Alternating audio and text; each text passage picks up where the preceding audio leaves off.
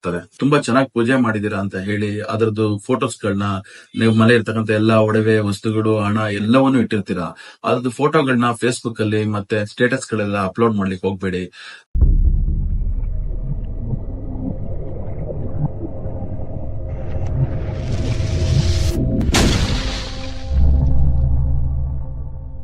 ನಮಸ್ಕಾರ. ನಾನು ಶಶಿಧರ್ ಅಂತ, ನೆಲಮಂಗಲ ಟೌನ್ ಇನ್ಸ್ಪೆಕ್ಟರ್. ಇವತ್ತು ವರಮಹಾಲಕ್ಷ್ಮಿ ಹಬ್ಬ ಇದೆ. ಎಲ್ರಿಗೂ ವರಮಹಾಲಕ್ಷ್ಮಿ ಹಬ್ಬದ ಶುಭಾಶಯಗಳು.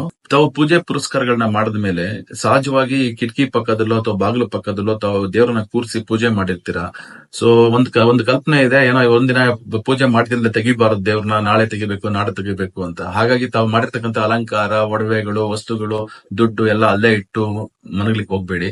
ಸೊ ಆದಷ್ಟು ಇವತ್ತು ಪೂಜೆ ಮುಗಿದ ನಂತರ ಅವುಗಳನ್ನ ಸೇಫ್ ಆಗಿ ಎತ್ತಿರತಕ್ಕಂಥ ಕೆಲಸವನ್ನ ತಾವು ಮಾಡಬೇಕು. ಇಲ್ಲ ಅಂತಂದ್ರೆ ಕಿಟಕಿ ಮುಖಾಂತರ, ಕಿಟಕಿ ಸರಳುಗಳನ್ನ ಕಟ್ ಮಾಡಿ ಅದ್ರ ಮುಖಾಂತರ ಅಫೆನ್ಸ್ ಮಾಡುವಂತ ಸಾಧ್ಯತೆಗಳಿರೋದ್ರಿಂದ ತಾವು ಇದ್ರ ಬಗ್ಗೆ ಎಚ್ಚರಿಕೆ ವಹಿಸಬೇಕು. ಯಾರಾದ್ರೂ ಅನುಮಾನಾಸ್ಪದ ವ್ಯಕ್ತಿಗಳು ನಿಮ್ ಸುತ್ತಮುತ್ತ ಓಡಾಡ್ತಿರ್ಬಹುದು ಅಥವಾ ವಾಚ್ ಮಾಡ್ತಿರ್ಬಹುದು, ಈ ತರ ಏನಾದ್ರು ಕಂಡು ಬಂದ್ರೆ ಕೂಡಲೇ 112 ಕಾಲ್ ಮಾಡಿ. ನಮ್ಮ ಪೊಲೀಸರು ಕೂಡಲೇ ತಮ್ಮ ಇರ್ತಕ್ಕಂಥ ಸ್ಥಳಕ್ಕೆ ಎಲ್ಲವನ್ನೂ ಇಟ್ಟಿರ್ತೀರಾ. ಅದ್ರದ್ದು ಫೋಟೋಗಳನ್ನ ಫೇಸ್ಬುಕ್ ಅಲ್ಲಿ ಮತ್ತೆ ಸ್ಟೇಟಸ್ ಗಳೆಲ್ಲ ಅಪ್ಲೋಡ್ ಮಾಡ್ಲಿಕ್ಕೆ ಹೋಗ್ಬೇಡಿ.